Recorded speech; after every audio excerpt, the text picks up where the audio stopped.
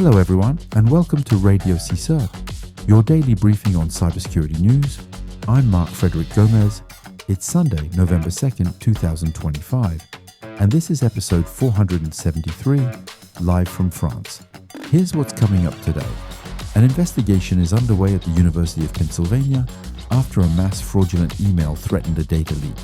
Vampire Wi-Fi networks are resurfacing. These malicious public access points steal your data the moment you connect. Chinese hackers are exploiting critical flaws in Cisco ASA firewalls used by governments around the world. Meanwhile, the BadCandy webshell continues to compromise unpatched Cisco iOS XE routers.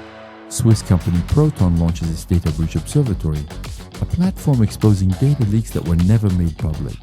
In Russia, 3 developers behind the Medusa infostealer malware have been arrested in Moscow.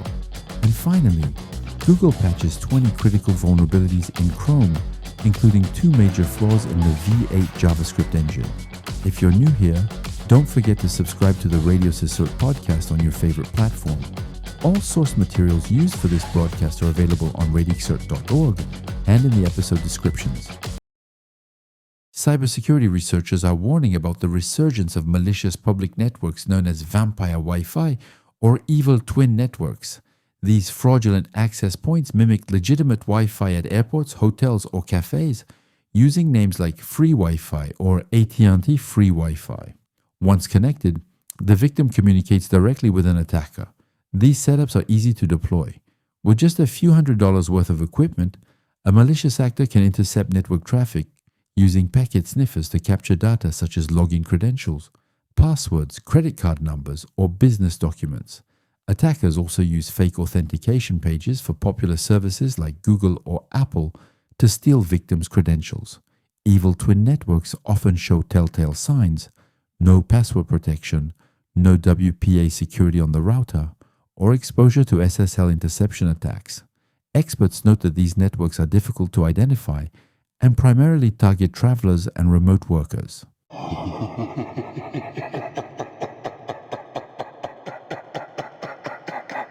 Google has released a security update for Chrome, addressing 20 vulnerabilities, several rated as high severity.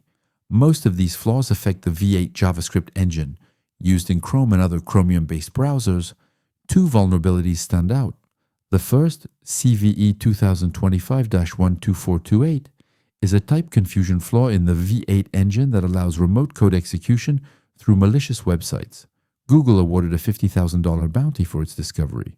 The second, CVE 2025-12036, results from an improper implementation in V8 and is rated critical. It allows remote code execution simply by visiting a crafted web page. This flaw was discovered by Project Big Sleep, Google's automated vulnerability analysis system. The fixed versions are 142.0.7, 444.59/60 for Windows, 142.0.7, 444.60 for macOS, and 142.0.7, 444.59 for Linux. Other Chromium-based browsers, including Edge, Opera, and Brave, will receive equivalent updates. Russia's Ministry of Internal Affairs has announced the arrest of 3 individuals suspected of developing and distributing the Medusa infostealer malware. According to spokesperson Irina Volk, the suspects, described as young IT specialists, were arrested in Moscow and its surrounding region by the Rosgvardia, the Russian National Guard. Video footage shared on the ministry's official Telegram channel shows armed police breaking down doors. Investigators seized computer equipment, bank cards, and other evidence. The suspects reportedly began developing Medusa around 2023, coinciding with its first detection by Splunk. Authorities say they also created another form of malware designed to disable system defenses and build botnets for large-scale cyber attacks.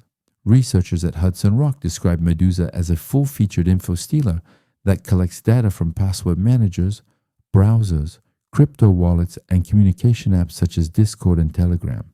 Officials say the arrests are linked to a cyber attack on an organization in Russia's Astrakhan region. While cybercrime is officially illegal in Russia, experts from Recorded Future note that since 2023, Moscow's approach has shifted from passive tolerance to active management of cybercriminals who assist state objectives.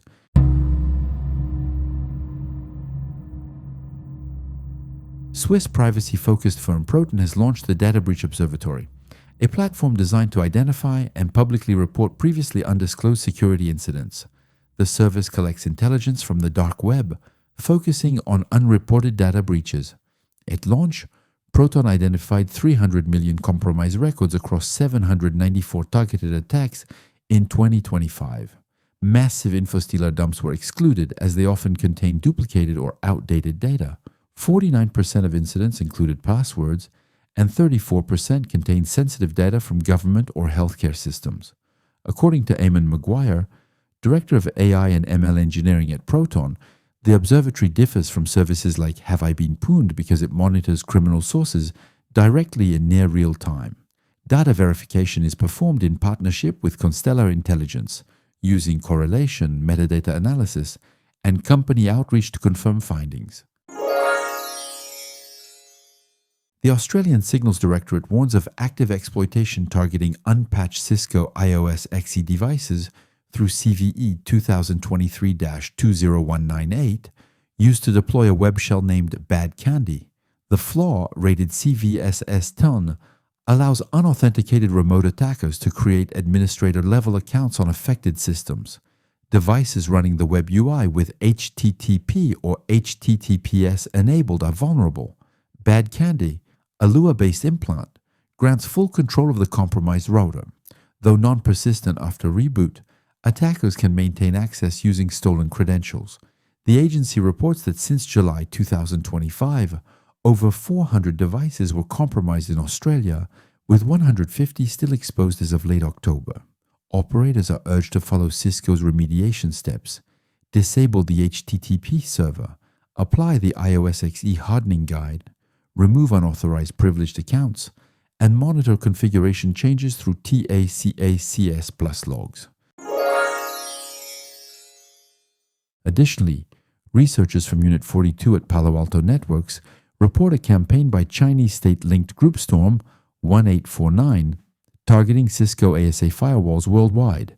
The group, also known as UAT 4356, focuses on government and financial networks across North America, Europe, and Asia.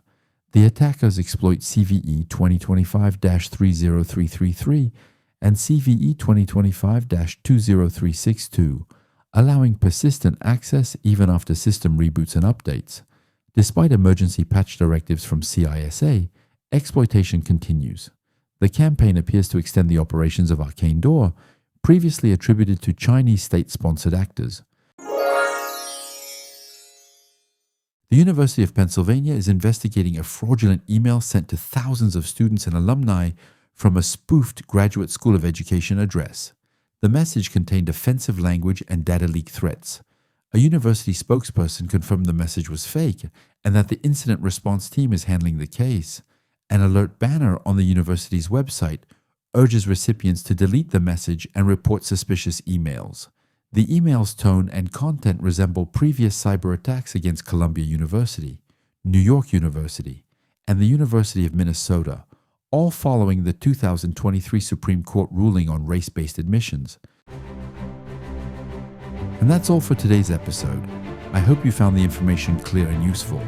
Feel free to send an email to RadioCSIRT@gmail.com. We'll be back tomorrow with another update. Until then, don't think, just patch. Take care, and see you tomorrow. Bye.